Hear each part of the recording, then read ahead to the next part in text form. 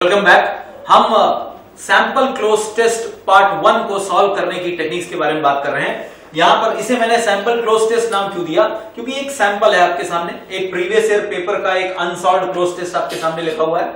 आप देख सकते हैं इस क्लोज टेस्ट के ऊपर हमने 10 पॉइंट्स में ब्लैंक लगा रखे हैं। ये हम पार्ट 1 में आपको बता ही चुके थे और इन ब्लैंक से रिलेटेड ऑप्शंस अगली स्लाइड पर हैं। हम स्लाइड नंबर 9 पे अगर हम जाए, स्लाइड नंबर 9 पर ये सामने आ गई है। आप देख सकते हैं कि 5 ऑप्शन यहां है और बाकी 5 ऑप्शन अगली स्लाइड के ऊपर है। हम नेक्स्ट स्लाइड के ऊपर जाते हैं। देखिए 6, 7, 8, 9, 10। अब हमको सॉल्व करना होगा। एक स्लाइड पीछे है तो हम आपको दिखाते हैं और एक बार पीछे आइए। देखिए ऑप्शन नंबर 1 को हमें सॉल्व करना हो, वर्ड क्या आएगा, वर्ड क्या है, आगे वाली स्लाइड पे है। देखिए यहां पर इनमें से कोई एक वर्ड आएगा, तो इस प्रकार से हम इसको सॉल्व करते जाएंगे। अब चूंकि स्क्रीन के ऊपर पूरे क्लोज टेस्ट को दिखाना एक साथ संभव नहीं है, इसलिए आगे वाली स्लाइड्स में हम चाहते हैं स्लाइड नंबर 11, एक स्लाइड और आ जाइए। देखिए अब हमने क्या किया है, क्लोज टेस्ट के एक सेगमेंट को हमने ले लिया है, जहां पर आप देख सकते हैं कि 4 ब्लैंक आपको एक साथ दिख रहे होंगे। मैं इस स्लाइड को आपके सामने दिखा देता हूं। देखिए 4 ब्लैंक आपको एक साथ दिख रहे हैं, blank number 1, blank number 2, blank number 3 और ब्लैंक नंबर 4। और इन 4 ब्लैंक से रिलेटेड हमें क्या क्या ऑप्शंस हैं, हमने इस स्लाइड के ऊपर सिर्फ 2 ऑप्शन लिए, 2 ब्लैंक्स को हम सॉल्व करेंगे। बाकी blank number 3 and blank number 4 को हम नेक्स्ट स्लाइड में सॉल्व करेंगे। यानी अभी हम इस शब्द को भरने का प्रयास करेंगे, इस शब्द को भरने का प्रयास करेंगे, 3 और 4 को हम अगले शब्द में भरने का प्रयास करेंगे। ठीक है, अगले स्लाइड में। तो मेरे साथ आप रीड करते हुए जाएंगे। इस स्लाइड को पहले मैंने क्लीन कर दिया है, हम रीड करेंगे। देखिए सबसे पहले क्या लिखा हुआ है, एक साथ रीड करिए। Information technology and the hardware and software, उसके बाद ब्लैंक है, dash with the IT industry.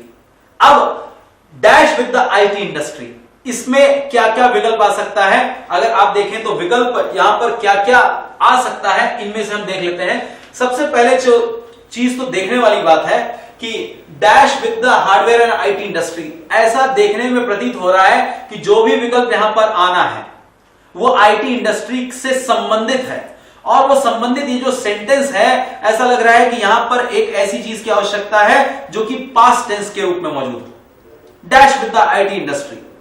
ठीक है, तो प्रेजेंट वाला फॉर्म किसी भी फॉर्म से आ नहीं सकता, क्योंकि बात चल रही है इंडस्ट्री की। और अगर प्रेजेंट टेंस का कोई लगाना होता तो उसमें वर्ब के साथ एस या ईएस लगना चाहिए था। तो कोई भी वर्ड आप देख सकते हैं यहां पे प्रेजेंट वाला पहले ही मौजूद नहीं है। अब पास्ट वाले वर्ड्स को देख लेते हैं, पास्ट वाले वर्ब को देख लेते हैं, क्या क्या इसमें लगे हुए हैं। पास्ट वाले वर्ब्स को अगर हम देखें तो इसमें क्या क्या वर्ब लगा हुआ है। एक वर्ब ये है, ये वर्ब तो है, मगर ये देखिए किसमें है, प्रेजेंट टेंस में है।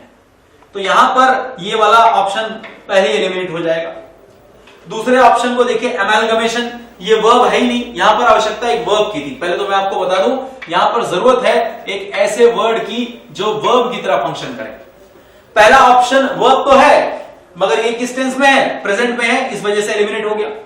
दूसरे ऑप्शन को देखिए, एमालगमेशन, एमालगमेशन विद द आईटी इंडस्ट्री, नहीं, एमालगमेटेड होता तो एक बार को समझ में आ जाती, समझ रहे हैं। तो ये वर्ब है ही नहीं, ये तो दरअसल क्या है, ये नाउन है, इस वजह से ये एलिमिनेट हो गया। तो 2 ऑप्शन तो आपने देखिए सीधे सीधे एलिमिनेट कर दी। तीसरा ऑप्शन एसोसिएटेड, ये शायद हो सकता है क्योंकि ये वर्ब भी है और पास्ट टेंस में है। चौथे ऑप्शन को देखिए, विजन, विजन अगेन यहां पर एक नाउन है और नाउन होने की वजह से ये एलिमिनेट हो गया। और 5वां ऑप्शन रेगुलेटेड, ये भी एक ऑप्शन है जो कि वर्ब के रूप में आपके सामने है और साथ साथ ये पास्ट टेंस में भी है, यानी इसमें वो दोनों गुण हैं, वर्ब प्लस पास्ट टेंस। तो हमारे सामने 2 चीजों का कंफ्यूजन हो सकता है कि या तो हम एसोसिएटेड लगाएं और या फिर हम रेगुलेटेड लगाएं। तो एसोसिएटेड एंड रेगुलेटेड, अब इन 2 विकल्पों में से कौन सा विकल्प हमको यहां पे लगाना है, इसके ऊपर हम थोड़ा सा विचार करेंगे। अगर आपके दिमाग में बात आ रही हो, information technology and hardware and software dash with the IT industry, अगर रेगुलेटेड लगाएं, क्या लगाएं, रेगुलेटेड, तो रेगुलेटेड के साथ आपको यहां पर एक प्रपोजिशन की आवश्यकता होती, regulated by the IT industry, अगर कोई मतलब निकालना होता तो। रेगुलेटेड विद तो हो ही नहीं सकता, तो आपके सामने एक ही ऑप्शन बचता है जो आपको यहां पे लगाना चाहिए था, वो है एसोसिएटेड। यानी अब इस स्थान पर आप लिखेंगे, जो वर्ड आपके सामने आएगा वो वर्ड आएगा एसोसिएटेड। तो एसोसिएटेड मान करके इसको हम पढ़ने का प्रयास करेंगे और अब आपका सेंटेंस कुछ इस प्रकार से हो जाएगा। इसको आप मेरे साथ पढ़ेंगे। पहला sentence, information technology and the hardware and software associated with the IT industry are an dash part अब डैश पार्ट चाहिए, तो कौन सा पार्ट चाहिए इसमें से जरा देखने वाली बात है। आप देख सकते हैं कि जो भी वर्ड आना है, आप देख सकते हैं ये प्रेजेंट टेंस में है, ये भी प्रेजेंट टेंस में लग रहा है, ये भी प्रेजेंट टेंस में लग रहा है, और ये भी प्रेजेंट टेंस में लग रहा है। आप देखिए ये पार्ट ऐसा लग रहा है पास्ट टेंस में लिखा हुआ है, इंक्रीज्ड पार्ट। इंक्रीज्ड पार्ट यहां पर ये पहले ही ऑप्शन में लग रहा है कि ये इस पार्ट को मैच नहीं करेगा। इंक्रीज्ड पार्ट कोई मतलब नहीं है इसका। अब बाकी पार्ट्स में से कौन सा पार्ट आता है? Integral part, fundamental part, vital part. ये तीनों शब्द जो हैं, इंटीग्रल, वाइटल और फंडामेंटल, तीनों सिनोनिम्स हैं, नजदीकी मतलब है। आईटी इंडस्ट्री का इंटीग्रल पार्ट है, आईटी इंडस्ट्री का फंडामेंटल पार्ट है, आईटी इंडस्ट्री का वाइटल पार्ट है। तीनों का मतलब एक ही है, तो इन तीन में से कोई एक हो सकता है। अगला वर्ड है ईगर पार्ट। ईगर का कोई मतलब नहीं है यहां पर। ईगर का मतलब होता है कोई बहुत ज्यादा किसी चीज के लिए उत्सुक होना। तो आपके सामने ये दो ऑप्शन एलिमिनेट होने के बाद आपके सामने दो ऑप्शन बचते हैं, एक तो इंटीग्रल, दूसरा फंडामेंटल और तीसरा क्या? वाइटल। तीनों का मतलब एक है, और इनमें से कौन सा आएगा वो चेक करने के लिए अगर आप यहां पर देखें, यहां पर लिखा है आर एन डैश पार्ट। इस शब्द एन को देखिए, ये एन जो है इसके बाद जब कभी भी कोई वर्ड आएगा एन के साथ, अगर हमने आपको आर्टिकल्स पढ़ाए थे तो याद कीजिए, हमने बताया था कोई ना कोई वॉल आना चाहिए, ए ई आई ओ यू, ऐसा शब्द जिसकी शुरुआत वॉल से हो रही हो, वॉवल से। ठीक है, तो आप देख सकते हैं कि यहां पर ये वी से स्टार्ट है, ये एफ से स्टार्ट है और ये आई से स्टार्ट है। तो बावजूद इसके कि वाइटल और फंडामेंटल का मतलब लगभग वही है, सही शब्द यहां पर क्या बनेगा? इंटीग्रल। ठीक है, तो ऑप्शन नंबर 2 में हम डालेंगे, जो शब्द हम डालेंगे वो क्या आएगा? इंटीग्रल। तो अब इस सेंटेंस को यूं पढ़ा जा सकता है, information technology and the hardware and software associated with the IT industry are an integral part of nearly dash. अभी जो तीसरा वर्ड है इसके ऑप्शन यहां पे नहीं दिए हुए हैं, इसको हम बाद में देखेंगे। पहले तो ये दोनों चीजें आपको समझ में आनी चाहिए। हिंदी में भी इसका मतलब समझ लीजिए कि इंफॉर्मेशन टेक्नोलॉजी और उससे साथ हार्डवेयर एंड सॉफ्टवेयर जो कि एसोसिएटेड है, वो एक इंटीग्रल पार्ट है। वो क्या है? इंटीग्रल पार्ट, एक बहुत जरूरी पार्ट है। किसका जरूरी पार्ट है वो हम नेक्स्ट स्लाइड पे देखते हैं। मैं इस स्लाइड को जो है मैं चाहता हूं कि नेक्स्ट स्लाइड हम आगे आए, ये पीछे चली गई है, हम नेक्स्ट स्लाइड पे आए। स्लाइड नंबर 11 आ गई है, उसके बाद स्लाइड नंबर 12 पे जाएंगे हम लोग। Yes, thank you very much. ये स्लाइड नंबर 12 आ गई है। इसी में देखिए ऑप्शन नंबर 3 और 4 यहां पे आ चुके हैं। ए में हम लोग क्या भर चुके हैं, अगर आपको याद हो, देखिए थोड़ा सा मैं ध्यान दिलाना चाहता हूं। ए में अगर आपको याद हो, हमने भरा था यहां पर एसोसिएटेड, है कि नहीं? और ऑप्शन नंबर 2 में याद कीजिए हमने क्या भरा था? इंटीग्रल। अब हमारे सामने प्रश्न ये है कि एसोसिएटेड और इंटीग्रल के बाद ऑप्शन नंबर 3 में हम क्या भरेंगे? Information technology and hardware and software associated with the IT industry are an integral part of nearly dash major global industry. Dash major global industry. अब देखिए ऑप्शन में क्या आ सकता है? मोस्ट एक ऑप्शन है, ऑल एक ऑप्शन है, एवरी एक ऑप्शन है, फ्यू एक ऑप्शन है, सम एक ऑप्शन है। अब सोचने वाली बात है कि साहब आईटी, अब जब कॉमन सेंस की बात की जाए तो इंफॉर्मेशन टेक्नोलॉजी लगभग सभी इंडस्ट्रीज के साथ एसोसिएटेड है। सेंस ये आ रहा है, जनरल सेंस जो मेरे दिमाग में आ रहा है और आपके दिमाग में भी आ रहा होगा कि सभी इंडस्ट्रीज के साथ एसोसिएटेड होने की बात है। तो सबसे पहले जो वर्ड्स जो दोनों कट जाएंगे वो एक फ्यू वाला वर्ड और एक सम वाला वर्ड, ये दोनों वर्ड कट जाएंगे। फ्यू नहीं आएगा और सम नहीं आएगा। फ्यू ग्लोबल इंडस्ट्री, अगर फ्यू आएगा तो ग्लोबल इंडस्ट्री की जगह ग्लोबल इंडस्ट्रीज होना चाहिए, और अगर सम आना चाहिए था तो सम आने की वजह से ग्लोबल इंडस्ट्री की जगह फिर इंडस्ट्रीज होना चाहिए था। तो ये दोनों ऑप्शन तो कट जाते हैं। अब आपके सामने 3 ऑप्शन बचते हैं, मोस्ट, ऑल और क्या? एवरी। अगर मोस्ट आप लगाते, अगर आप यहां पर मोस्ट लगाने की कोशिश करते तो ये हो जाता part of nearly most major global industry. लेकिन अगर आप मोस्ट लगाते तो फिर यहां पर इंडस्ट्री नहीं, यहां पर आपको आवश्यकता थी इंडस्ट्रीज की, मोस्ट मेजर ग्लोबल इंडस्ट्रीज। तो चूंकि ये यहां पर प्लूरल नहीं, हमको यहां पे सिंगुलर चाहिए और मोस्ट प्लूरल का सेंस देता है, इस वजह से मोस्ट भी कट गया। और इसी प्रकार से अगर हम यहां पे ऑल लगाने की कोशिश करते उस वजह से भी ऑल भी नहीं फिट हो पाता, क्योंकि आपको यहां पर आईटी इंडस्ट्री नहीं, फिर आपको वहां पर चाहिए होता क्या? सॉरी, ग्लोबल इंडस्ट्री नहीं, ग्लोबल इंडस्ट्रीज चाहिए होता। तो यहां पर ऑल भी कट गया और बचता है आपके सामने सही ऑप्शन के रूप में वो एलिमिनेट करने के बाद एवरी, यानी ऑप्शन नंबर 3 में आपको लगाना चाहिए एवरी। अब एक साथ अगर हम इस क्लोज टेस्ट को पढ़ेंगे, इन ब्लैंक्स को, तो ये हो जाएगा information technology and the hardware and software associated with the IT industry are an integral part of nearly every major global industry. आगे अब देखिए ऑप्शन नंबर 4 को देखने के लिए हम देखें क्या, IT industry has become one of the most robust industries in the world. Robust word का मतलब जिनको नहीं पता हो, रोबस्ट का मतलब होता है कि वो जो बहुत अपने आप में ग्रो कर रही है। रोबस्ट इंडस्ट्री का मतलब जो फल फूल रही है। आईटी इंडस्ट्री आज दुनिया की सबसे ज्यादा फलने फूलने वाली इंडस्ट्रीज में से एक बन गई है।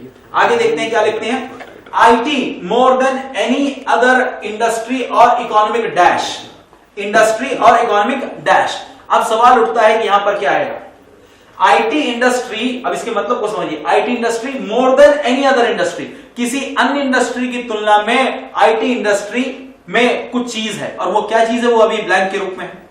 मोर, देखिए क्या लिखा है, IT more than any other industry और इकोनॉमिक डैश। अब इकोनॉमिक एक्टिविटी यहां पे आ सकता था, मेरे मन में पहला आया कि IT industry sorry IT more than any other industry और इकोनॉमिक एक्टिविटी सबसे बढ़िया था, लेकिन एक्टिविटी यहां पर है ही नहीं।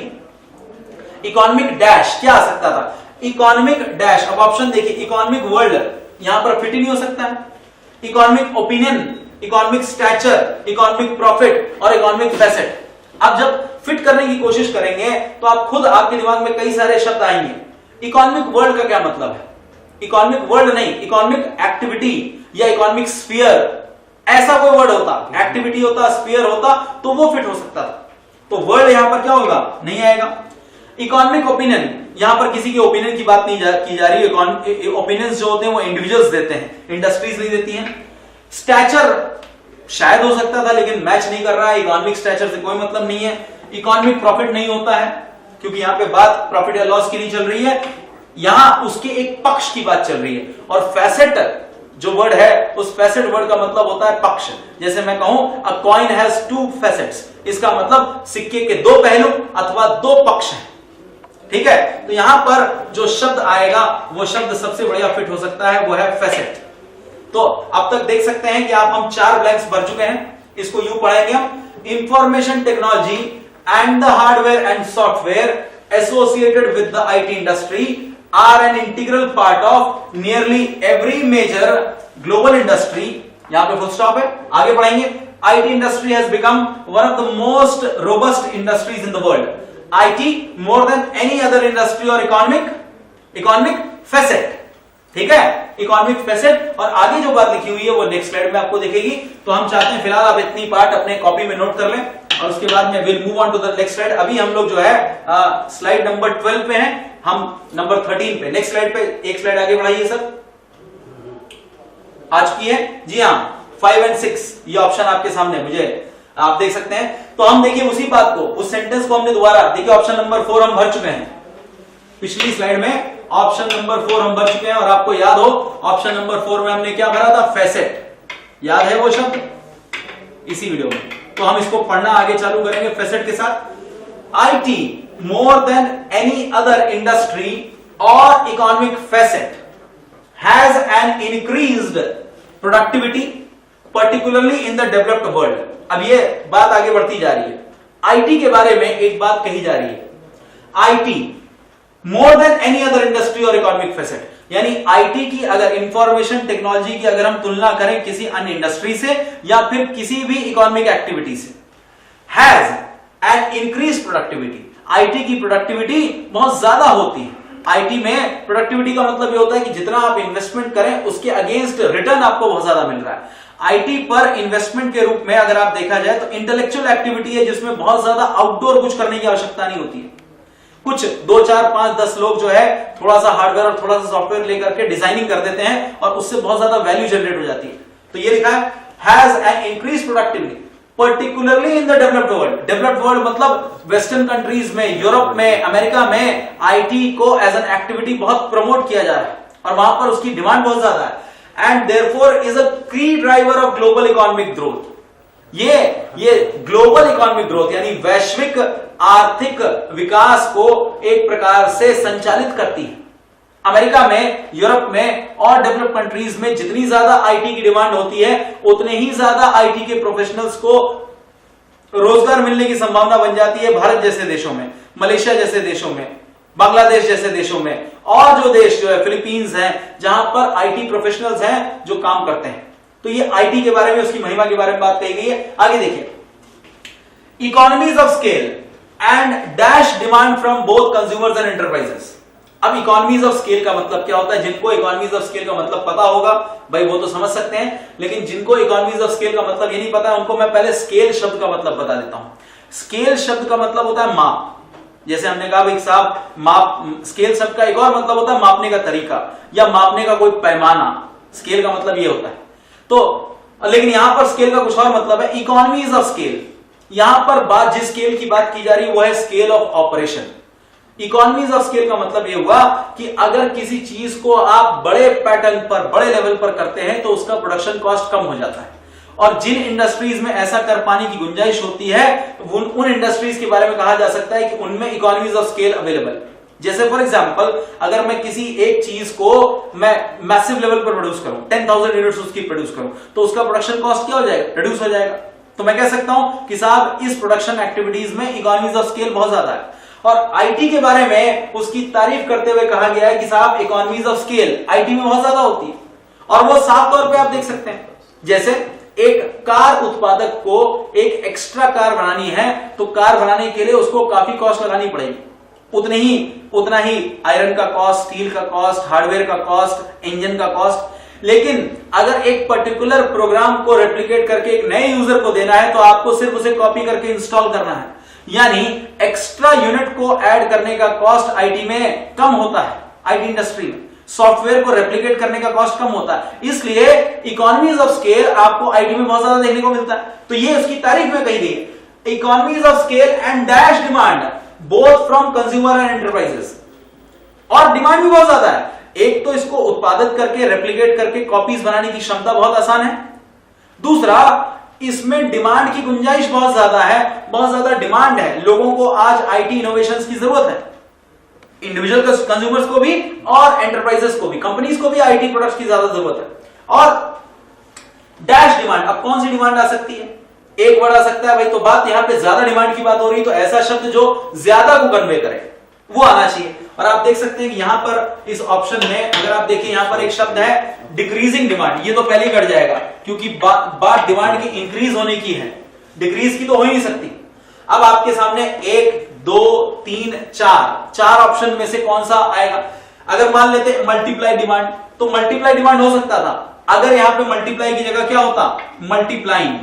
अगर ये मल्टीप्लाइंग डिमांड होता तो लग जाता। मल्टीप्लाइंग डिमांड, बढ़ती हुई डिमांड, इंक्रीजिंग डिमांड बन सकता था, लेकिन चूंकि यहां पर मल्टीप्लाइंग डिमांड नहीं है इस वजह से ये ऑप्शन भी कट जाएगा। हमने 2 ऑप्शन हमने क्या किए? हटा दिए। अब आते नंबर 2 पे, 4 पे और 5 पे। हमें एलिमिनेट करना है इन 2, 4, 5 को। देखिए कौन से ऑप्शन को हम एलिमिनेट कर सकते हैं। ऑप्शन नंबर 5 के ऊपर जाते हैं, अनरीजनेबल डिमांड। अनरीजनेबल डिमांड का मतलब वो डिमांड जो बिना रीजन के है। ये तो एक प्रकार से आईटी की बुराई करना हो गया। और इस पैसेज के टोन को अगर हम समझे तो अभी तक हम आईटी की बुराई नहीं कर रहे हैं, हम आईटी के समर्थन की बात कर रहे हैं। ये सजेशंस के रूप में दे रहे हैं कि आईटी में ये सारे फीचर्स हैं जिस वजह से आईटी हैज बिकम अ की ड्राइवर ऑफ इकोनॉमिक ग्रोथ। तो इस वजह से हमको क्या करना है कि यहां पर ये जो वर्ड है, कौन सा वर्ड है इसके बारे में बात कर रहा हूं, अनरीजनेबल डिमांड। इस अनरीजनेबल शब्द को हमको यहां से एलिमिनेट कर देना है। अब 2 शब्द आपके सामने बचते हैं, इनसैटिएबल और अनक्वेंचेबल। अनक्वेंचेबल वर्ड का मतलब क्या होता है? सबसे पहले तो मैं इस वर्ड क्वेंच का मतलब बता देता हूं। क्वेंच का मतलब होता है बुझाना, प्यास बुझाने के सेंस में इस्तेमाल किया जाता है, प्यास बुझ जाए। क्वेंचेबल मतलब वो जो शांत हो जाए। और इसी प्रकार से और तो, लेकिन यहां पे क्वेंचेबल शब्द नहीं इस्तेमाल किया गया है। क्या शब्द इस्तेमाल किया गया? अनक्वेंचेबल। अनक्वेंचेबल मतलब ऐसी डिमांड जो कभी बुझेगी नहीं। ये अच्छा शब्द है, आ सकता है, अनक्वेंचेबल आ सकता है। लेकिन एक और शब्द यहां पर देखिए, इनसैटिएबल। इसका मतलब भी कुछ ऐसा ही होता है, इनसैटिएबल। सैटिएबल का मतलब वो जो सेटिस्फाई हो जाए, लेकिन इनसैटिएबल का मतलब वो जो सेटिस्फाई ना हो पाए, यानी डिमांड हमेशा बनी रहेगी। अब सवाल यह है कि आईटी को लेकर के डिमांड हमेशा बनी रहेगी, इसको लेकर के अनक्वेंचेबल और इनसैटिएबल दोनों के दोनों सेम आइडिया को कन्वे कर रहे हैं। अब चुनाव इनमें से एक शब्द का होना है। इनसैटिएबल भी ठीक है और अनक्वेंचेबल भी ठीक है, लेकिन अगर हम थोड़ा सा क्लोजली ऑब्जर्व करें तो कॉमनली अनक्वेंचेबल शब्द का इस्तेमाल डिमांड के साथ नहीं किया जाता है, थर्स्ट के साथ किया जाता है। अनक्वेंचेबल थर्स्ट मतलब ऐसी प्यास जो कभी ना बुझे, और बात यहां पर प्यास की नहीं है, बात यहां पर डिमांड की है। इस वजह से इकोनॉमीज ऑफ स्केल एंड इनसैटिएबल यहां पर सही जवाब होगा। मैं यहां पर इसको मैं पेश करना चाहूंगा, जो ऑप्शन आपके सामने आएगा इनसैटिएबल, यानी ऑप्शन नंबर 2। अगर हमें ब्लैंक नंबर 5 में डालना है तो ब्लैंक नंबर 5 में ऑप्शन नंबर 2 आएगा। तो आप देख सकते हैं कि इस ब्लैंक के ऊपर 4, 5 और फिर छठे को भी हमें भरना है। नंबर 6 पे देख लेते हैं क्या क्या है हमारे सामने। And insatiable demand from both consumers and enterprises dash this rapidly growing sector। इस rapidly growing sector की खूबियां हैं। तो अब जो वर्ड यहां पर दिए गए हैं, यहां पे कॉम्प्लिकेटेड वर्ड दिए हुए हैं, फॉरेज, थ्वाट, मोटिवेट, कैरेक्टराइज, फ्यूलिंग। अब इनमें से सबसे पहले तो देखिए बात जो कही जा रही है, कॉमन जो इसका मीनिंग आ रहा है, मीनिंग ये आ रहा है कि ये जो इन इकोनॉमीज ऑफ स्केल और बढ़ती हुई डिमांड इस सेक्टर को प्रमोट कर रही है। तो जो पॉजिटिव वर्ड्स यहां पर आ रहे हैं उनमें फॉरेज, फ्यूलिंग और कैरेक्टराइज हैं, और मोटिवेट है। थ्वाट वर्ड का मतलब आपको शायद ना पता हो, जिनको ना पता उनको मैं बता दूं, उसका मतलब होता है उसको रोकना या उसमें बाधा उत्पन्न करना। तो ये इकोनॉमीज ऑफ स्केल और डिमांड, बढ़ती हुई डिमांड, ये आईटी के लिए बाधा ढूंढना है, ये तो सपोर्ट कर रही है। तो सबसे पहले तो हमको ये थ्वाट वर्ड है वो इसको हमको एलिमिनेट करना है, क्योंकि ये कॉमन मीनिंग से मैच नहीं कर रहा है। ठीक, अब जो वर्ड आते हैं आपके सामने, फॉरेज, फ्यूलिंग, कैरेक्टराइज और मोटिवेट, आप देख सकते हैं कि ये तीनों शब्द जो है ये प्रेजेंट टेंस में है, और ये अकेला शब्द है जो टेंस मैच नहीं कर रहा। फ्यूलिंग, जब कभी भी आईएनजी फॉर्म आता है तो उससे पहले इज या आर लगाने की जरूरत होती है। तो या तो आर फ्यूलिंग होता या इज फ्यूलिंग होता, तो एक बार को सोचा जा सकता था। तो नंबर 6 में अगर यहां पे आर होता या इज होता तो सोच सकते थे। इनकी वजह से अगर यहां पर फ्यूल होता तो लग जाता, फ्यूल होता तो विश्वास कीजिए लग जाता। इस वर्ड को फ्यूलिंग की जगह फ्यूल होता तो लग जाता, लेकिन चूंकि आर मौजूद नहीं है, इज मौजूद नहीं लगेगा। अब आपके सामने क्या वर्ड बचा? फॉरेज, कैरेक्टराइज और मोटिवेट। फॉरेज वर्ड आ सकता है, फॉरेज वर्ड का मतलब होता है चारा, लेकिन फॉरेज को इस सेंस में हम इस्तेमाल नहीं कर सकते। फॉरेज का मतलब किसी को सपोर्ट होता है एक मतलब, लेकिन यहां पर ये फिट नहीं होगा, कॉमन नुआंसेस के हिसाब से ये हट जाएगा। अब आपके सामने दो ही वर्ड बचते हैं, motivate and characterise. Motivate word कई लोगों के, मैंने क्लास में जब कभी भी ऐसे पैसेज को कराया, और इस पैसेज को पर्टिकुलरली जब भी कराया है, तो बहुत सारे बच्चों ने मोटिवेट दिस सेक्टर क्यों नहीं, और खास तौर पर हिंदी माध्यम बच्चों के दिमाग में ये बहुत आती है। अंग्रेजी माध्यम बच्चे कैरेक्टराइज पे लगा देंगे क्योंकि उनके लिए बहुत आसान है इसका मतलब। मोटिवेट आप ह्यूमन बींग्स को कर सकते हैं, सेक्टर को आप या तो सपोर्ट करते हैं, या तो बूस्ट करते हैं, या तो आप प्रमोट करते हैं, लेकिन बूस्ट, प्रमोट या सपोर्ट तो वर्ड है नहीं यहां पे। तो यहां पर सिंपल कैरेक्टराइज वर्ड आएगा। इसका मतलब होता है कि इस सेक्टर की कैरेक्टरिस्टिक्स हैं। क्या कैरेक्टरिस्टिक्स हैं कि साहब इसमें इकोनॉमीज ऑफ स्केल है, और इसकी बहुत ज्यादा हाई डिमांड है, और इसकी बहुत ज्यादा रैपिडली होने वाली ग्रोथ। समझ में आ रहा है? तो यहां पर आप देख सकते हैं कि इस शब्द में हमको यहां पर क्या डालना है? कैरेक्टराइज। तो अगर इस पूरे के पूरे ऑप्शन को देख सकते हैं, अभी तक हम ब्लैंक्स को भर चुके हैं। मैं इसको स्क्रीन को क्लीन करूंगा पहले, अभी हम इसे आगे नहीं जाएंगे, इस पर दोबारा देखेंगे। देखिए यहां क्या रहा था, IT more than any other industry और इकोनॉमिक। सबसे पहले ये पिछली स्क्रीन से देख सकते हैं, इसमें हमने क्या भरना था, याद कीजिए, इकोनॉमिक फैसेट यानी आर्थिक पहलू। आगे देखते हैं, has an increased productivity particularly in the developed world and therefore is a key driver of global economic growth. Economies of scale and dash demand. कैसी डिमांड थी? याद कीजिए, यहां पे शब्द आना था वो था insatiable। देखिए याद कीजिए जो शब्द है insatiable demand from both consumers and enterprise dash this rapidly, और dash में क्या आएगा यहां पर? characterize। यहां पर शब्द आ जाएगा characterize this rapidly growing sector। ठीक, अब इतना भर लेने के बाद हम नेक्स्ट स्लाइड के ऊपर जा सकते हैं। आप स्लाइड नंबर नेक्स्ट है 13 है या 14 पे? हाँ जी, अगली स्लाइड आ गई है। ठीक है, अब देख सकते हैं कि ऑप्शन नंबर 6 तक हम वहां भर चुके थे। 7 वाली बात हमें आगे लिखनी। देखिए क्या लिखा हुआ, economies of scale and dash demand. कौन सी डिमांड थी? अगर याद कीजिए पिछली बार में ही आपने देखा होगा, एंड डैश डिमांड मतलब इनसैटिएबल डिमांड। वो मैं पिछले ऑप्शन से यहीं पे भर देता हूं, insatiable demand from both consumers and enterprises dash this, और डैश में क्या आएगा? आप फिर देखिए उसी शब्द को मैं लिख रहा हूं, कैरेक्टराइज। अब आगे बढ़ते हैं, characterise this rapidly growing sector. The information technology association of America ITAA explains information technology as dash all possible aspects.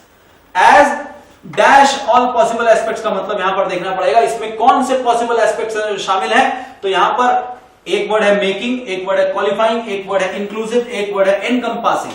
तो डैश ऑल पॉसिबल एस्पेक्ट्स का मतलब इसमें सम्मिलित है सारे पॉसिबल एस्पेक्ट्स। तो जिन पॉसिबल एस्पेक्ट्स के बारे में बात की जा रही है वो पॉसिबल एस्पेक्ट्स हैं यहां पर जिनको सम्मिलित करनी है। तो यहां पर मेकिंग नहीं आएगा, इंक्लूसिव हो सकता था। पहले तो देख लेते हैं, पहले हम एलिमिनेट करते हैं क्या क्या आएगा। As dash all possible aspects of information systems, उसमें शामिल हैं। तो अगर यहां पर इंक्लूसिव होता तो इंक्लूसिव लग सकता था, ये वर्ड लग सकता था, और एनकंपासिंग आ जा सकता था। मेकिंग नहीं लग सकता था। एज मेकिंग ऑफ होता तो एक बार वो सोच सकते थे, लेकिन तब भी गलत होता, तो मेकिंग सबसे पहले हट जाएगा। क्वालिफाइंग ऑल पॉसिबल एस्पेक्ट्स ये भी नहीं हो सकता, क्योंकि बात चल रही है कि आईटी में, आईटी की डेफिनेशन बताई जा रही है कि आईटी में क्या क्या चीजें सम्मिलित हैं, कौन कौन सी चीजें हैं जिनको मिला करके हम आईटी बना सकते हैं। ठीक है, तो वो सारी चीजें जिनका संबंध इंफॉर्मेशन सिस्टम से है या फिर कंप्यूटर्स के बेस्ड जानकारी से है, वो सब आईटी में शामिल है, ये डेफिनेशन है। तो वो शामिल करने के सेंस में इंक्लूडिंग अगर यहां पर होता, अगर यहां पर इंक्लूसिव की जगह पर क्या होता, इंक्लूडिंग, कौन इंक्लूसिव नहीं, क्या आ जाता, इंक्लूडिंग चल जाता, लेकिन चूंकि यहां पे इंक्लूडिंग नहीं है, इंक्लूसिव है, इस वजह से ये वाला ऑप्शन भी क्या हो गया, कट गया। क्वालिफाइंग हम पहले कर चुके हैं, ठीक है, क्वालिफाइंग इस वजह से नहीं आएगा। क्वालिफाइंग ऑल पॉसिबल एस्पेक्ट, क्योंकि यहां पे बात इंक्लूड करने की नहीं है, इस वजह से कट गया। उसके बाद में ट्रस्टिंग ऑल पॉसिबल्स भी नहीं हो सकता, क्योंकि ट्रस्टिंग बिल्कुल मीनिंग को मैच नहीं कर रहा है। अब केवल एक ही बात आती है, वो है एनकंपासिंग। एनकंपास करने का मतलब क्या है? एनकंपास का मतलब, एनकंपास का मतलब होता है किसी चीज को पूरी तरह से समाहित कर लेना। जैसे मैं कह सकता हूं दिस सर्कल एनकंपासेस दीज 3 सर्कल्स, इसमें शामिल है। तो उस सेंस में यहां पर ये जो एनकंपासिंग शब्द है उसका इस्तेमाल आप कर सकते हैं, encompassing all possible aspects of information system, यानी कि उसमें इंफॉर्मेशन सिस्टम के समस्त एस्पेक्ट्स को शामिल किया जा सकता है। ये आईटी की डेफिनेशन है, जिनमें कंप्यूटर भी आ जाएगा, हार्डवेयर भी आ जाएगा, सॉफ्टवेयर भी आ जाएगा। तो इसके बहुत सारे एप्लीकेशन होने की वजह से इसकी डिमांड बहुत ज्यादा है। ठीक है, तो अभी ये 7 नंबर तक हम आए हैं, इसको आगे हमें देखना पड़ेगा। इस स्लाइड को हम चाहते हैं कि आप इस स्लाइड को मूव करें। ठीक है, आप देख सकते हैं 8, 9 एंड 10 ये तीनों अब अंतिम स्लाइड पे आ गए हैं। इसके बाद ये सैंपल क्लोज टेस्ट 1 खत्म हो जाएगा। इसको पढ़ते हैं। Both software development and hardware involve in the IT industry, चाहे सॉफ्टवेयर हो और चाहे क्या हो, हार्डवेयर हो, जो कि आईटी इंडस्ट्री में इन्वॉल्व है, that are involve in the IT industry, includes everything, सब शामिल है इसमें, क्योंकि बात एनकंपास करने की बात है। includes everything from computer systems to the design to the implementation to the study and development of IT and management of systems, वो सारी चीजें इसमें शामिल है। यानी क्या क्या, सॉफ्टवेयर भी शामिल है, हार्डवेयर भी शामिल है, ठीक है, इसमें कंप्यूटर सिस्टम शामिल है, ठीक है, उसकी डिजाइनिंग, उसकी इंप्लीमेंटेशन, उसके स्टडी, उसकी development, IT industry, management system, ये सब मिलाकर के आईटी एक बहुत बड़ा ब्रॉड टर्म है जिसको डिफाइन किया है American association for information technology. ठीक है, अब देखिए क्या है, dash to its easy accessibility. अब यहां नंबर 8 से एक 8 नंबर में ब्लैंक आया है। Dash to its easy accessibility and the wide range of IT products available, the demand for IT services has increased dash. अब ये कह रहा है, जो इसका हिंदी मतलब आएगा वो आ रहा है क्योंकि आईटी सर्विसेज में, क्योंकि आईटी सर्विसेज की एक्सेसिबिलिटी बहुत ज्यादा है। एक्सेसिबिलिटी का मतलब उपलब्धता, और आईटी सर्विसेज के बहुत सारे प्रोडक्ट्स अवेलेबल हैं, बहुत सारे प्रकार के, भिन्न भिन्न प्रकार के आप देख सकते हैं प्रोडक्ट्स अवेलेबल है। इस वजह से आईटी सर्विसेज की डिमांड बढ़ती जा रही है। अब यहां पर जो वर्ड आएगा dash to its easy accessibility, कौन कौन से वर्ड है? पहला वर्ड है owing, owing to its easy accessibility, शायद हो सकता है। सिंस टू इट्स, सिंस अपने आप में सिंस और टू एक साथ आ ही नहीं सकते, इम्पॉसिबल, सिंस टू इट्स नहीं हो सकता, या तो सिंस या तो सिर्फ टू, तो सिंस तो सबसे पहले काट दीजिए। फिर आगे केटरिंग, ये जो वर्ड आता है केटरिंग, केटरिंग, केटरिंग जब भी वर्ड आएगा, जैसे this is catering to the needs, catering के बाद टू आना जरूरी है, इस वजह से यहां पर भी ये कट जाएगा, केटरिंग के साथ टू नहीं है इसलिए इसको एलिमिनेट करेंगे। Catering to the needs of the industry नहीं आएगा। ठीक है, आगे देख लेते हैं। अगला वर्ड है इन ऑर्डर। इन ऑर्डर को लगा के देखते हैं। In order to its, in order लगता है, इन ऑर्डर टू तो सही लगता है लेकिन फिर वो मतलब को बदल देगा। क्या लिखा होगा? In order to its easy accessibility. नहीं, यहां पर जो वर्ड चाहिए था वो आता बिकॉज जैसा वर्ड, बिकॉज या due to its, because of its. तो ड्यू या बिकॉज भी नहीं है तो इन ऑर्डर भी कट गया है। फिर कॉम्प्लीमेंटिंग, कॉम्प्लीमेंटिंग अच्छा शब्द हो सकता है, मिला करके देखते हैं। Complementing to its easy accessibility. Complementing यहां पर ग्रामेटिकली गलत नहीं होगा लेकिन मीनिंग को बदल देगा, क्योंकि आप ये नहीं कह रहे हैं कि उसकी एक्सेसिबिलिटी को कॉम्प्लीमेंट करना है, हम ये कह रहे हैं उसकी एक्सेसिबिलिटी की वजह से।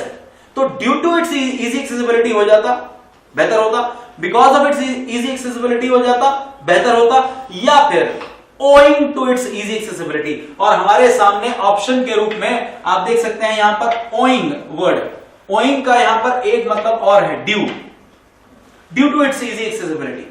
क्योंकि एक्सेसिबिलिटी बहुत इजी है, हर जगह उपलब्धता मौजूद है, आप देख सकते हैं इसकी। तो यहां पर सबसे बढ़िया वर्ड यहां पर जो आ सकता था इस ब्लैंक में वो आता owing to its easy accessibility and wide range of IT products available. बहुत सारा इजीली एक्सेसिबल है, बहुत सारा इसको आसानी से हर जगह पे क्रिएट किया जा सकता है और कई प्रकार के आईटी प्रोडक्ट्स अवेलेबल है, बहुत वाइड रेंज है आईटी प्रोडक्ट्स की अवेलेबल।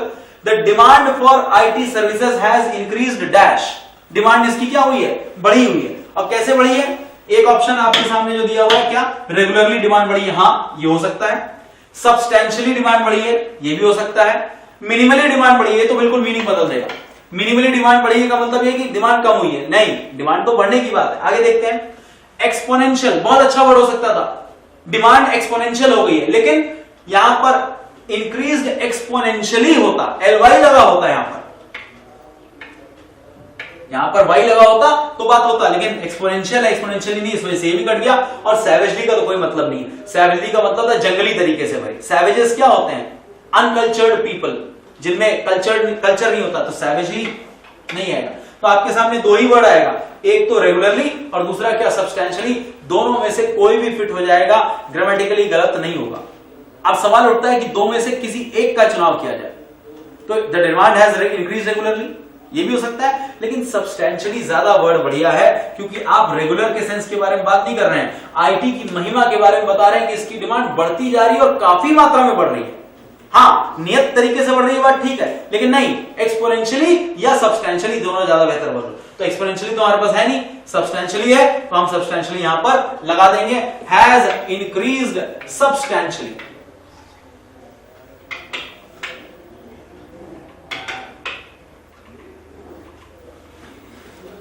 आगे देखते हैं, over substantially over the years. आगे बढ़ते हैं। The IT sector has emerged as a major global dash of both growth and unemployment. ठीक है, it has emerged as a source of both growth and unemployment. ठीक, इधर देख सकते हैं ग्लोबल डैश ऑफ, अब इसमें डैश में क्या डालेंगे? ग्लोबल फॉर्च्यून शायद आ सकता था। मेल्ट डाउन तो बिल्कुल नहीं आएगा, क्योंकि मेल्ट डाउन तो मतलब होता है, ग्लोबल मेल्ट डाउन का मतलब होता है मंदी आ गई, मंदी की बात नहीं हो रही। ग्लोबल स्प्रिंग कोई वर्ड ही नहीं होता है, जबरदस्ती का वर्ड है। आपके सामने एक और वर्ड आता है ग्लोबल इकोनॉमी या ग्लोबल सोर्स, उसमें ग्लोबल इकोनॉमी का कोई मतलब नहीं है। ग्लोबल सोर्स या ग्लोबल फॉर्च्यून में से कोई एक वर्ड हो सकता है।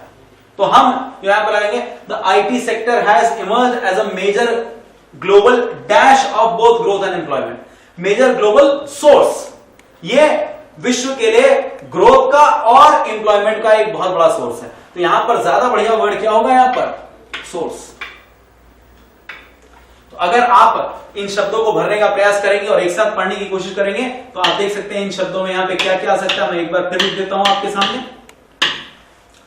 Both software development and the hardware involved in the IT industry includes everything from computer systems to the design, implementation, study and development of IT and management systems, management systems. Dash to its, dash में हमने क्या word लगाना था? Owing. यहां पर लगा देंगे owing, क्योंकि इसकी बहुत ज्यादा है। उसके बाद आगे बढ़ जाते हैं। Owing to its easy accessibility and wide range of IT products available, the demand for IT services has increased. Dash. तो यहां पर क्या आ जाएगा? Substantially. जो वर्ड था देखिए, सब्सटेंशियली SUB, STNTILLY, और उसके बाद में the IT sector has emerged as a major global dash source, जो वर्ड आएगा यहां पर क्या, सोर्स। तो आप देख सकते हैं 10 वर्ड्स जो हम यहां पे फिल कर सकते हैं। हम एक बार में हम 10 वर्ड फिल करके दिखाते हैं। पीछे स्लाइड नंबर 8 पर हम लोग आने का प्रयास करेंगे, और पीछे और पीछे और पीछे और पीछे और पीछे और पीछे। देखिए मैं कितने वर्ड भर पा रहा हूं इसमें, यहां पर देखिए 10 वर्ड्स लिखे हुए हैं, मैं एक साथ भरने का प्रयास करता हूं जितने मुझे याद होंगे। Information technology and the hardware and software dash, यहां पर एसोसिएटेड आएगा, associated with the IT industry are and dash part, तो यहां पर इंटीग्रल पार्ट आएगा ऑफ नियरली डैश, यहां पर every major global industry. IT industry has become one of the most robust industries in the world. IT more than any other industry or economic. Number 4 में facet आएगा। Facet has an increased productivity, particularly in the developed world, and therefore is a key driver of global economic growth. Economies of scale and dash demand. यहां पर insatiable demand था from both consumers and enterprises. Dash this. यहां पर characterize आएगा, characterize this rapidly growing sector. The Information Technology Association of America explains information technology as encompassing, 7 में आएगा, all possible aspects of information systems based on computers. Both software development and hardware involved in the IT industry includes everything from computer systems to design, implementation, study and development of IT and management systems. Dash to its easy accessibility. यहां पर owing आएगा, owing to its easy accessibility and the wide range of IT products available, the demand for IT services has increased. 9 number में, 9 number में आएगा substantially over the years. The IT sector has emerged as a major global source of growth and employment. ठीक है, तो यहां तक वाले part को हमने देख लिया है। तो एक सैंपल पैसेज आपने देखा। देखिए हम ये कर पाए, इसमें आपको ऐसा लग रहा होगा कि बहुत वक्त लगा, हाँ समझाने में वक्त लग रहा है, लेकिन अगर आपकी आदत होगी तो बहुत तेजी से कर ले जाएंगे। आपकी सुविधा के लिए इसी लेक्चर में हम एक पैसेज और लेते हैं, जिससे माध्यम से हम आपको समझाएंगे कैसे 10 ब्लैंक्स को भरेंगे, और हमारा पैटर्न वही रहेगा। तो पैसेज को हम आगे बढ़ाते हैं। देखिए और हमारे सामने क्या है, और बढ़ाइए, नंबर 13, 14, 15, एक और, बस ये एक सैंपल क्लोज टेस्ट और है। ये दूसरा क्लोज टेस्ट है आपके सामने। ये भी हमने आपके प्रीवियस ईयर पेपर से उठाया गया है। ये स्टेट बैंक का पेपर है, पीओ का पेपर है, साल मुझे याद नहीं आ रहा है, ये 12 या 13 में से किसी एक का है। ठीक है, 11, 12, 13 में से, अगर आप जो आपको यहां से बुकलेट मिलती है उसके अंदर मौजूद है एसबीआई के पेपर्स। ठीक है, आप यहां से देख सकते हैं। और वरना इसको साथ करके आप पॉज करके थोड़ा देख सकते हैं, ये स्क्रीन के ऊपर पढ़ा जा सकता है। ये क्लोज टेस्ट चूंकि लंबा है, हमने इसको एक स्लाइड में नहीं डाला है, हमने इसको 2 स्लाइड्स में डाला है। आप देख सकते हैं, अगर मैं यहां पे आपको लिख के दिखाऊं कि क्लोज टेस्ट में 6 ब्लैंक हमने डाल रखे हैं। Blank number 1, blank number 2, blank number 3, blank number 4, blank number 5 और ब्लैंक नंबर 6। 6 ब्लैंक एक में है। उसके बाद में ब्लैंक नंबर 7 से आप देख सकते हैं, अगली स्लाइड पे होगा। ये देखिए उसके 6 ऑप्शन पहले आपको दिखा देते हैं। ये जो 6 ऑप्शन है जो आपको भरने हैं, ठीक है, आप देख सकते हैं ये ऑप्शन में से 1, 2, 3, 4, 5, 6 और इन्हीं ऑप्शन संबंधित 1, 2, 3, 4, 5, हर एक में 5-5 आपके पास विकल्प है। ठीक है, अगले स्लाइड के ऊपर हम लोग देखे जाते हैं। नेक्स्ट के ऊपर अगर मूव करते हैं, जी हाँ, 7, 8, 9, 10 ये चेंज हो गया है। इसको हम देख लेते हैं। ब्लैंक नंबर 7 आपके सामने दिख रहा है, 8, 9 और 10, और इसके ऑप्शंस को जो है ये देखिए आगे आपकी स्लाइड के ऊपर आप देख सकते हैं 7, 8, 9, 10, तो ऑप्शन भी आपके सामने है। तो 2 पार्ट में हमने ये स्लाइड को दिखाया। आप अपने स्क्रीन पे पॉज करके चाहें तो पढ़ सकते हैं, या उसके स्क्रीनशॉट को अपने कहीं और सेव कर सकते हैं ताकि आप बार-बार कंप्यूटर के ऊपर देख सकें, या फिर आप चाहें तो उसकी एक हार्ड कॉपी भी ले सकते हैं, उसको फोटोकॉपी करा सकते हैं आपकी किताब में से ही। ठीक है, चलिए हम इसको आगे देखते हैं एक-एक करके। ये इसको, जी हाँ, आगे बढ़िए। 16 है, स्लाइड नंबर 17, 18, 19 और ये आ गया। ठीक, इसे हम सॉल्व कर रहे हैं। क्लोज टेस्ट आपके सामने है, देख सकते हैं कि इस स्क्रीन के ऊपर 3 आपके सामने ऑप्शन है, ऑप्शन नंबर 1, ऑप्शन नंबर 2 और ऑप्शन नंबर 3, और यहां विकल्पों के रूप में आप देख सकते हैं कि ऑप्शन नंबर 1 और 2 दिया हुआ है। ठीक है, तो मेरे साथ ही पढ़ना है आपको, हम पढ़ेंगे और उसमें आप देखें कैसे काम होगा। मैं पढ़ रहा हूं, द गवर्नमेंट, ये सरकार के बारे में पैसेज है, the government is seriously thinking over a proposal to make it mandatory for men to dash a certain percentage of their income with their wifes. देखिए मतलब क्या है, सरकार इस बात के ऊपर सीरियसली विचार कर रही है कि साहब इस बात को मैंडेटरी बना दिया जाए, इस बात को कंपलसरी बना दिया जाए कि प्रत्येक पुरुष या सारे पुरुष अपनी इनकम का एक पार्ट वाइफ्स के साथ डैश करें। अब डैश क्या करें, ये कॉमन सेंस बता रहा है कि पतियों से कहा जा रहा है या पतियों के ऊपर एक बाध्यता डाली जा रही है कि अपनी कमाई का एक पार्ट वाइफ को दे दें, अथवा दान कर दें, अथवा शेयर कर दें, अथवा बांट लें। इसमें से कोई एक बात आएगी। देखिए क्या आएगा, सेगमेंट, सेगमेंट वर्ड आ सकता है, बेनिफिट नहीं आएगा, बेनिफिट का मतलब यहां पर नहीं आएगा, फायदा देने के सेंस में तो है, हिंदी में तो मतलब बनेगा लेकिन बेनिफिट नहीं आएगा। शेयर आ सकता है, सेगमेंट और शेयर आ सकता है। अपॉइंट कतई नहीं आएगा, अपॉइंट नहीं आएगा। एलोकेट आ सकता है, एलोकेट का मतलब किसी चीज को अलग कर, अपॉइंट का तो मतलब क्या हो गया, किसी चीज को आपने क्या किया, किसी पद के ऊपर नियुक्त कर दिया, तो नियुक्त नहीं करना, एलोकेट हो सकता था यहां पर। अगर स्नैच, नहीं भैया अपनी इनकम को नहीं छीनना है वाइफ से, ये तो बिल्कुल वो कॉमेडी सर्कस हो गया कि साहब सरकार कह रही है कि आप अपनी इनकम अपनी पत्नी से छीन लें, ठीक है। तो यहां पर स्नैच कतई नहीं आएगा, तो आपके सामने दो ही विकल्प बचते हैं, या तो सेगमेंट और या तो फिर क्या, शेयर। तो इसको दोबारा पढ़ते हैं, for men to segment a certain person, segment हो सकता है, सेगमेंट हो सकता है और शेयर भी हो सकता है। सेगमेंट और शेयर दोनों ही बहुत क्लोज वर्ड्स हैं और कई बार ऐसा आप डिफिकल्टी में आते हैं, मेरे लिए बहुत मुश्किल है, इसमें से सेगमेंट भी आ सकता है और शेयर भी आ सकता है। मैं शेयर के साथ जाऊंगा, मुझे अगर एक को वरीयता देनी होगी मैं अपना ओपिनियन दूंगा, शेयर ज्यादा बेहतर है। Share a certain percentage of their income with their wifes, तो मैं यहां पर पहले ब्लैंक में जिस वर्ड को वरीयता दूंगा वह है शेयर, कि भारत सरकार इस बात के ऊपर विचार कर रही है, एक प्रस्ताव आया है कि इस बात को मैंडेटरी कर दिया जाए, इस बात को एकदम कंपलसरी कर दिया जाए कि पतियों को अपनी इनकम का एक पार्ट अपनी पत्नियों के साथ शेयर करना पड़े, ठीक है। आगे देखते हैं, अरे इसे स्लाइड आगे नहीं बढ़ानी थी, पीछे रहिए, हाँ ठीक है। अभी हम इसको आगे पढ़ाएंगे, हाँ विद देयर वाइफ्स वहां तक पढ़ चुके थे। इफ द लेटर, लेटर कौन है यहाँ पे, जो फॉर्मर है वो पहले वाला होता है, लेटर बाद वाला होता है। तो यहां पर पहले जिनका नाम लिया गया वो है मेन यानी पुरुष, और बाद में जिनका नाम लिया गया वो है पत्नियां। तो इफ द लेटर मतलब यहां पे बात पत्नियों की चल रही। If the latter should stay at home and do dash chores या कोर्स, इसको आप पढ़ाएंगे, ठीक है।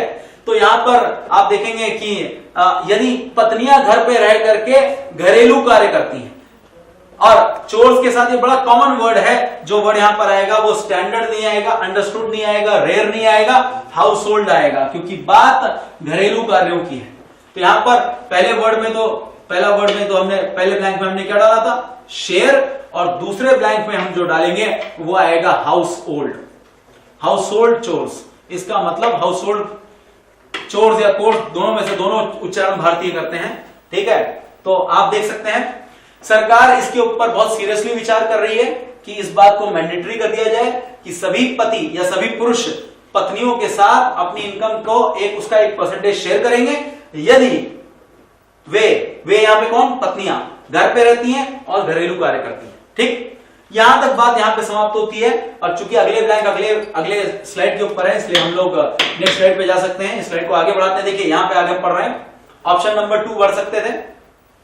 उसके बाद आगे 3 से आगे बात आएगी, women and child development minister, जो महिला एवं बाल विकास मंत्रालय को जो मंत्री महोदय देख रहे हैं, wants to quantify and calculate the value of work that household wives do for their families।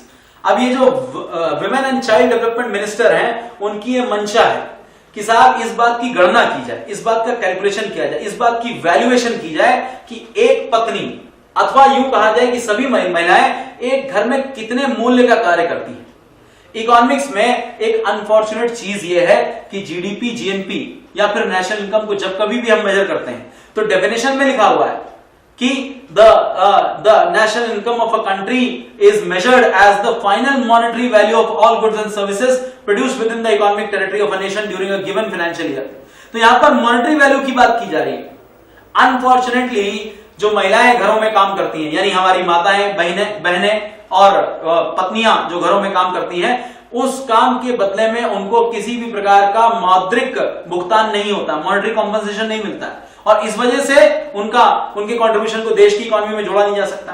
तो women and child development minister चाहते हैं कि उनके कंट्रीब्यूशन को मापा जाए कि एक महिला घर के काम करती है तो उसके काम की मूल्य क्या है, और उतना मूल्य या उतना उसका पेमेंट हस्बैंड की सैलरी से दी जाए, क्योंकि उसका लाभ सीधे सीधे हस्बैंड को मिल रहा है। ये करने का प्रयास कर रहे हैं। और देखिए, wants to quantify and calculate the value of work that a household wives do for their families and ensure, सुनिश्चित करें that they are dash this amount, ये अमाउंट उन्हें दे दी जाए। तो जाहिर है पेड दिस अमाउंट अगर ऑप्शन में हो, पेड है, जी हाँ पेड है। देखिए आप देख सकते हैं कि ऑप्शन नंबर 1 पेड सबसे बढ़िया, नेचुरली आपको ऑप्शन नंबर पेड सबसे बढ़िया है, लेकिन बाकी ऑप्शन को भी एक बार देख लीजिए, क्या पता इससे बेहतर कोई ना हो। मेट दिस अमाउंट, नहीं मेट तो हो नहीं सकता। आंसर्ड दिस अमाउंट, ये भी नहीं हो सकता है। रिटर्न दिस अमाउंट, नहीं भैया वापस नहीं करना है, देना है, उनके पास पहले से मौजूद थोड़ा ना है। केप्ट असाइड हो सकता था, लेकिन केप्ट बढ़िया नहीं चलेगा। सबसे बढ़िया क्या है, पेड दिस अमाउंट, यानी महिलाओं को ये अमाउंट उनके हस्बैंड्स के द्वारा दे दिया जाए। अब आगे बढ़ते हैं। The dash behind such A proposal, इस प्रपोजल के पीछे का डैश, पीछे का रीजन बेहतर हो सकता है या ऑब्जेक्टिव बेहतर हो सकता है। तो यहां पर रीजन या ऑब्जेक्टिव देने वाला कौन सा शब्द है, एक ऑब्जेक्ट है, ये शब्द ऑब्जेक्ट है। अगर यहां पर शब्द ऑब्जेक्टिव होता तो चल जाता, देखिए यहां पर ऑब्जेक्टिव होता तो हम इसको जरूर लगा देते, लेकिन ऑब्जेक्टिव नहीं इसलिए कट गया। द स्ट्रगल का कोई मतलब नहीं है। The mark behind this proposal, the mark का भी कोई मतलब नहीं है। द पोजीशन हो सकता है और इंटेंशन भी हो सकता है, लेकिन ज्यादा बेहतर, पोजीशन भी मुझे उतना अच्छा नहीं लग रहा है, the position behind this proposal नहीं, द इंटेंशन का मतलब होता है मंशा। इस प्रपोजल या इस प्रस्ताव के पीछे की जो माइंडसेट है, इस प्रस्ताव के पीछे का जो सोच है कि साहब हमको ये प्रस्ताव क्यों लाना है, क्या सोच करके ये प्रस्ताव लाने का प्रयास किया जा रहा है, उसके बारे में बात कर लेते हैं। तो देख सकते हैं द इंटेंशन, यहां पर सबसे पहले तो यहां पर पेड वर्ड आना चाहिए था, paid this amount by their husbands. The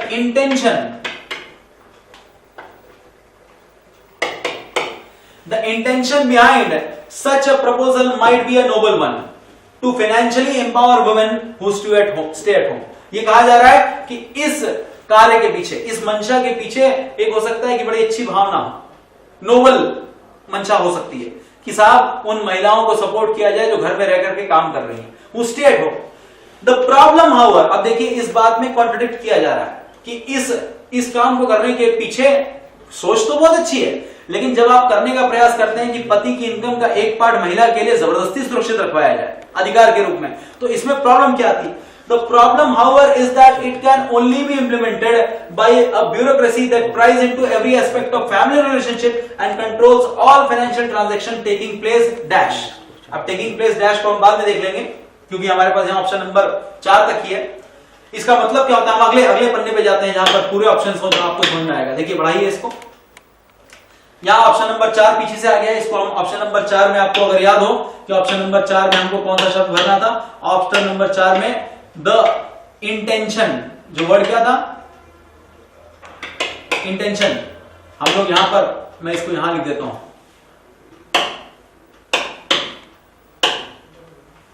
I think ये बढ़ गया आगे, एक स्लाइड पीछे ला सकते हैं इसे, हाँ ठीक है। ऑप्शन नंबर 4 यहां पर है, सॉरी, द इंटेंशन, इसको जब भी आप पढ़ेंगे, the intention behind such a proposal might be a noble one to financially empower women, ये पढ़ चुके हम पहले भी, who stay at home. The problem, however, is that it can only be implemented by a bureaucracy that pries into every aspect of family relationships and controls all financial transactions taking place dash. अब इसका मतलब समझने की कोशिश करिए। अगर ये मतलब है कि साहब प्रॉब्लम तभी खड़ी होती है, प्रॉब्लम इसको जो है, प्रॉब्लम क्यों खड़ी हो जाती है? आपने कहा पति की इनकम का एक पार्ट महिला को दे दे, ठीक है, लेकिन प्रॉब्लम क्यों खड़ी हो जाती है? क्योंकि इस बात को इंप्लीमेंट करने के लिए सरकारी अधिकारियों को घरों के अंदर घुसना पड़ेगा और घर के अंदर घुस करके झगड़ा करके फैसला करवाना पड़ेगा। पति कहेगा नहीं साहब इसके काम की वैल्यू इतनी है, पत्नी कहेगी नहीं साहब मेरे काम की वैल्यू इतनी है। एक ऐसी ब्यूरोक्रेसी की आवश्यकता होगी जो फैमिली रिलेशनशिप के हर एस्पेक्ट को समझ पाए और उसको मैनेज कर पाए। ठीक है, all understands every aspect of family relationships and controls all financial transaction taking place with in, उसके पूरे एरिया के अंदर जितने ट्रांजैक्शन चल रहे हो उनको कंट्रोल कर पाए, ऐसी की आवश्यकता है। तो यहां पर जो शब्द आना है वो आएगा शब्द क्या, विद इन। ठीक, this is surely impossible to achieve. ये जो चीज है कि साहब एक ऐसी ब्यूरोक्रेसी मिल जाए जो फैमिली एस्पेक्ट के, फैमिली रिलेशनशिप के एस्पेक्ट के सारे एस्पेक्ट में घुस करके वहां पे फैसला करा पाए, ऐसी ब्यूरोक्रेसी का मिल पाना बड़ा असंभव है। ऐसा कौन होगा, ऐसे कौन अधिकारी होंगे जो परिवार में जाकर के इतनी जानकारी इकट्ठा करके ला पाए। This is surely impossible to achieve even if we don't question its desirability. हम चलो पहली चीज तो इसकी आवश्यकता क्या है, कोई व्यक्ति कह सकता है, लेकिन अच्छा चलो मान लो इसको करना भी हो तो ये कर ही नहीं पाएगा कोई व्यक्ति कि साहब पति की इनकम को निकाल करके वाइफ को दे पाए। ठीक है, द आइडिया, ये आइडिया कहां से आता है, अब ये बात आजकल उठी कहां से है कि साहब पतियों की जो इनकम है उसके एक पार्ट को पत्नी को दिया जाए। ये बात सही है गलत है ये तो बाद में देखा जाएगा, लेकिन उठी कहां से है। The idea comes from proposals bye western feminist, जो महिला अधिकार संगठन है वेस्टर्न कंट्रीज में, वहां पर उन लोगों ने इस प्रकार की डिमांड सदैव से उठाई है कि महिलाओं को पति की इनकम का एक पार्ट जो है पहले से एलोकेट करके दे दिया जाए। Western feminist to monetise household labour, यानी घर में किए गए कार्य का मौद्रिक पारितोषिक क्या होगा, मॉनेटरी वैल्यू क्या होगी, उसको कैलकुलेट करने के लिए जो मूवमेंट चलाया गया वेस्टर्न कंट्रीज में, उसी को रेप्लिकेट करने की कोशिश की जा रही है भारत में भी। और इसी से ये सोच, ये आइडिया इसी सोच से जन्म लेता है कि महिला जो घर में कार्य कर रही है उसको मॉनेटरी कंपनसेशन दिया जाना चाहिए। आगे, to monetise household labour but the cost of such dash is high in the west unlike in India. परंतु जो वेस्टर्न कंट्रीज में इस प्रकार के कंट्रीज जो लेबर कर रही हैं, जो इस प्रकार की कंट्रीज हैं, the cost of such labour, western countries में इस प्रकार का लेबर जो है उसकी कीमत बहुत ज्यादा है। जैसे फॉर एग्जांपल हम अपने भारतीय घर में अगर किसी व्यक्ति को घरेलू कार्य के लिए एम्प्लॉय करें तो उसको बहुत ज्यादा पैसे देने की आवश्यकता नहीं, कुछ हजार रुपए में वो काम हो जाता है। सेम काम को अगर विदेश में करवाना पड़े तो वो बहुत महंगा पड़ता है, इसलिए विदेशी लोग अपने घर में जो है कई बार बहुत सारे काम स्वयं करने का प्रयास करते हैं, वहां पर उनके काम की वैल्यू ज्यादा है, यहां पर काम की वैल्यू ज्यादा नहीं है। इसलिए भारतीय लोग इस परिप्रेक्ष्य में खाना बनाने की क्या कीमत है, बहुत सस्ता बन ही जाता है, किसी से बनवा लो। ठीक है, तो the cost of such labour is high in the west unlike in India, Bharat के मुकाबले वहां हाई है। अब आगे क्या बात लिखी हुई है इसको हम नेक्स्ट स्लाइड में देखते हैं, स्लाइड को आगे बढ़ाएं। ठीक, हमारे सामने ऑप्शन नंबर 7 यहां पर आ गए, देखिए यहां पर, but the cost of such labour is high in the west unlike in India.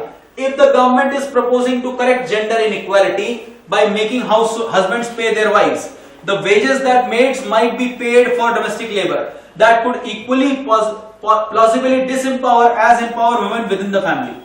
अब अगर कोई कहे कि साहब किसी की व्यक्ति, कोई हस्बैंड की तनख्वाह में से कितना पैसा पत्नी को दे दिया जाए, तो लोग कहेंगे कि साहब घर में नौकरानी जितने पैसे में काम करेगी उतना पैसा जो है पत्नी को दे दिया जाए, खाना बनाने की कीमत यही है, घर के बर्तन साफ करने की कीमत यही है। लेकिन ऐसी सोच डेवलप करना क्या ये महिलाओं को एम्पावर कर रही है या उसे डिसएम्पावर कर रही है? एक प्रश्न यहां क्रिएट और किया गया कि that could equally plausibly disempower as empower, यानी उनको सशक्त भी कर रही है महिलाओं को कि हाँ उन्हें पैसा मिल रहा है, और एक प्रकार से उन्हें निशक्त भी कर रही है कि उनके काम की कीमत निर्धारित कर दी गई, भाई तुम्हारा काम केवल इतना ही है, बाकी तुम्हें अधिकार नहीं है। तो ये एक प्रकार का कॉन्ट्रडिक्शन है जिस वजह से सरकार जिसमें फंसी हुई है। आगे देखते हैं क्या लिखा हुआ, consider after all what it would take, there can be a myriad jobs undertaken to dash a household running, some even performed disproportionately by men। एक और समस्या है, कौन कौन सा घरेलू कार्य क्या होता है, इसकी परिभाषा क्या है? सैकड़ों कार्य होते हैं, केवल खाना बनाना नहीं, केवल बर्तन धोना ही नहीं, टाइम देना, मैनेजमेंट देना, इमोशनली बच्चों को के साथ अटैच होना, ये इसकी कोई कीमत नहीं है। और साथ साथ केवल महिला नहीं, पुरुष भी ऐसे बहुत सारे घरेलू कार्य में योगदान करते हैं जहां पर वो अपना हर्ष करके योगदान करते हैं, तो इसकी कैलकुलेशन ही कर पाना बड़ा असंभव सा कार्य है। ये बात इसमें कही गई, undertaken to dash a household running, तो यहां पर एक घर को चलाने के लिए to dash a household running, तो आपको ऑप्शन नंबर 7 में से क्या आएगा, 7वें ऑप्शन को यहां पे लगाना है। To shift a household running नहीं आएगा, to hold a household running नहीं, हाउस होल्ड को, किसी घर को चलते हुए स्थिति में रखना, तो to own a household running भी नहीं आएगा, यहां पर to place a household running भी नहीं आएगा, यहां पर बेहतर है to keep a household running, किसी घर को चलती हुई अवस्था में बरकरार रखने के लिए, to keep a household running. Some even performed disproportionality by man, कई बार घरेलू कार्य जो है घर को चलाने के कई ऐसे काम है जिसमें काम भी पुरुष भी करते हैं, वो काम महिलाएं बिल्कुल नहीं करती भारतीय समाज में। ठीक है, तो इस पार्ट को, इतने पार्ट को देखते हैं, दिक्कतों के बारे में बात कर रहे हैं हम। ऑप्शन नंबर आगे देखिए, अगला इसे कन्वर्ट करते हैं। देखिए 7 तक हम कर चुके थे, 8 और 9 इसके ऊपर आ गए, पढ़ते हैं। Undertaken to keep a household running, some even perform disproportionately by man. आगे देखते हैं, the government would have to draw up a list, सरकार को एक पूरी लिस्ट बनानी पड़ेगी, कौन सा काम कैसे कैसे कितने कितने मूल्य का है, एंड डिवाइज अ पे स्केल फॉर डैश जॉब। ठीक है, आपको एक पूरी लिस्ट बनानी पड़ेगी, खाना बनाने की कीमत यह है, सब्जी काटने की कीमत यह है, पोछा लगाने की कीमत यह है, बच्चों को पालने की कीमत यह है, और सबकी एक एक अलग अलग पूरी एक्सेल शीट बनानी पड़ जाएगी साहब, क्या कि हर काम की कीमत कितनी है, एंड डिवाइज अ पे स्केल फॉर डैश जॉब। तो प्रत्येक जॉब, सिंगल जॉब नहीं, सिंगल गलत है, यहां पर प्रत्येक का सेंस कौन दे रहा है, सिंगल नहीं आएगा, ऑल आ सकता था, लेकिन ऑल के साथ जॉब का के साथ जॉब्स होता तो बेहतर होता, ऑल भी कट गया, नन तो बिल्कुल उल्टा है। अब क्या वर्ड आएगा, ईच जॉब या सम जॉब, तो सम आता तब भी जॉब लगाना पड़ता, तो सिंगुलर होने की वजह से यहां पे बेस्ट पार्ट क्या आएगा, प्रत्येक जॉब की लिस्ट बनाइए और प्रत्येक जॉब की कीमत क्या चुकानी है उसको लगाइए, each job. Then it would have to set up a gargantuan system. अब ये गारगेंटुइन सिस्टम कहां से आई, बड़ा टेढ़ा वर्ड है गारगेंटुइन। गारगेंटुइन का मतलब होता है, गारगेंटुइन का मतलब होता है बहुत विशालकाय, भीमकाय, दैत्याकार, इतना बड़ा सिस्टम बनाना पड़ेगा पूरे भारत में इसको मॉनिटर करने के लिए। To dash this enforcement, to dash this enforcement by each family, कि प्रत्येक फैमिली इसको इंप्लीमेंट कर रही है। तो यहां पर टू नोट डाउन होता तो बेहतर होता, इसलिए नोट कट जाएगा। इंश्योर हो सकता है, बेहतर हो सकता है। रिगार्ड दिस इंपोर्टमेंट, रिगार्ड नहीं आएगा यहां पर। टू इग्नोर तो नहीं करना है, इसको नोट करना है या ऑब्जर्व करना है, तो इग्नोर भी हट गया। टू रिसीव भी नहीं आएगा, तो सबसे बेहतर आएगा कि इस बात को इंश्योर करना कि साहब ये सिस्टम फॉलो हो रहा है। तो इंश्योर, यहां पर वर्ड क्या आएगा, तो आप देख सकते हैं कि यहां पर जो ऑप्शन इस वाले ब्लैंक स्लाइड में आएंगे, सबसे पहले अंडरटेकन टू कीप, यहां पर क्या आना है, keep a household running, pay scale for every job या ईच जॉब। आगे to dash its enforcement, to ensure, keep, each और इंश्योर, तीनों शब्द आ सकते हैं। ठीक, आगे देख लेते हैं। अब हमें अगली स्लाइड पे आते हैं, ऑप्शन नंबर 10, केवल 7, 8, 9 हम कर चुके हैं। To ensure its enforcement by each family, the government can do far more for women by ensuring total female literacy and enforcing existing dash। अब देखिए बात कही जा रही है कि इस प्रपोजल से कहीं बेहतर काम हो सकता है कि महिलाओं को पूरी तरह शिक्षित कर दो और जितने कानून जो ऑलरेडी हैं उनकी इंप्लीमेंटेशन को ठीक तरह से कर दो, इसकी आवश्यकता ही नहीं पड़ेगी पैसा छीन करके पुरुष से देने की जरूरत। सरकार के अपने सिस्टम में मॉनिटरिंग की इस प्रकार की व्यवस्था होनी चाहिए, और केवल सरकार नहीं, समाज की व्यवस्था होनी चाहिए। महिला स्वयं अपने अधिकार के प्रति जागरूक हो तो वो एग्जिस्टिंग लॉज के माध्यम से ही अपने कार्य को चला सकती है। ठीक है, तो यहां पर टोटल फीमेल लिटरेसी मिल जाए और एनफोर्सिंग एग्जिस्टिंग लॉज, वर्तमान लॉज, तो केस या नोटिस या डील या ऑरा से ज्यादा बेहतर है, यहां पर क्या आना चाहिए, एनफोर्सिंग एग्जिस्टिंग लॉज। ठीक, तो आप देख सकते हैं कि हमने इस पैसेज को अंत तक कर दिया है। अब हम इसको एक साथ करने का प्रयास करते हैं, हम इसे पीछे लाते हैं एक स्लाइड करके, और पीछे लाइए और पीछे लाइए, और बस यहां पर देखते हैं, और पीछे लाइए और ये देखिए ऑप्शन एक तरफ से हम देख रहे हैं, इसमें क्या क्या ऑप्शन है। सबसे पहले government is seriously thinking over a proposal to make it mandatory for all men to, यहां पर आएगा share a certain percentage of their income with their wives if the latter should stay at home and do the household chores. Women and Child Development Minister wants to quantify and calculate the value of work that the housebound wives do for their families and ensure that they are paid, यहां पर क्या आएगा, paid this amount by their husbands, the dash behind, यहां पर intention आएगा, intention behind such a proposal might be a noble one to financially empower women who stay at home. The problem, however, is that it can only be implemented by a bureaucracy that pries into every aspect of family relationships and controls all financial transactions taking place within. This is surely impossible to achieve, even if we don't question its desirability. The idea comes from proposals by Western feminists to monetize household labor, but the cost of such dash labor, यहीं पे labor ही आएगा, आगे बढ़ते हैं, बढ़ाइए एक और, labor. If the government is proposing to correct the gender inequality by making husbands pay their wives the wages that maids might be paid for domestic labor, that could equally possibly disempower as empower women within the family. Consider after all what it would take. There can be myriad jobs undertaken to keep a household. यहां पर keep आना था. Some even performed disproportionately by men. The government would have to draw up a list and devise a pay scale for each job. Then it would have to set up a gargantuan system to dash its, यहां पर ensure आएगा, ensure its enforcement by each family. The government can do far more for women by ensuring total female literacy and enforcing existing laws against domestic violence. तो ये 10 option इस प्रकार से आप भर सकते थे, इसे आगे बढ़ाते रहेंगे धीरे धीरे, 5, 6, 7, बस 8, 9 एक और बढ़ा सकते हैं हम लोग, 10. तो 10 तक हमने पूरे ऑप्शन भर लिए हैं.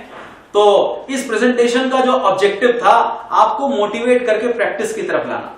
असली काम प्रेजेंटेशन से कहीं ज्यादा है आपका स्पीड टेस्ट को देना, और स्पीड टेस्ट में जितना आप हिडन ट्रायल करेंगे और जितने वर्ड्स को आप सीखेंगे उतना ज्यादा आप ऑब्जेक्टिव होते जाएंगे. आप बेखौफ होकर के स्पीड टेस्ट को करिए. जस्ट कीप ऑन प्रैक्टिसिंग, और अपने टीचर्स से खूब उनको उनके पास जाइए और उनसे खूब सारे सवाल पूछिए. आप अपनी ब्रांचेस पे सवाल पूछ सकते हैं, जो महिंद्रा की ब्रांचेस है जहां पर आप पढ़ रहे हैं, और आपको इसके जवाब मिल जाएंगे. तो that's all for this presentation. हम केवल इतनी ही बात कह सकते हैं, जैसा कि हम अपनी हर स्लाइड के अंत में एक ही बात कहते हैं कि keep practising and keep improving. आप अपने समय के लिए हम आपका धन्यवाद देना चाहते हैं. Thank you very much and